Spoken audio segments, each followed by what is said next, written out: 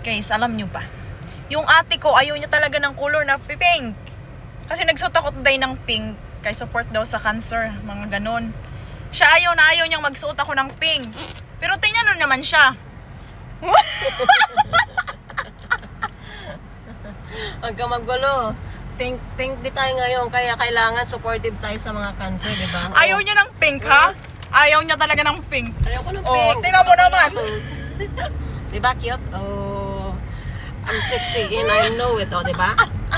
Huwag ka magulo. Pink, di ba? Ang cute niya, guys! Tingnan niyo! Yan ang tayo ko kanina sa work. Ganyan na tayo niya kanina sa work, di ba? Siyempre, ang cute eh. Para siyang 16 years old. Oh, hapak.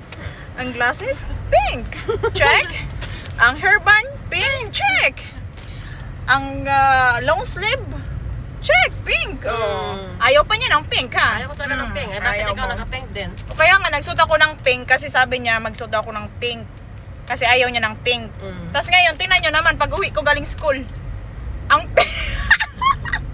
Sabi ko, sekreto lang yan. Pero anong ginawa mo? Binulgar mo na gusto ko yung pink.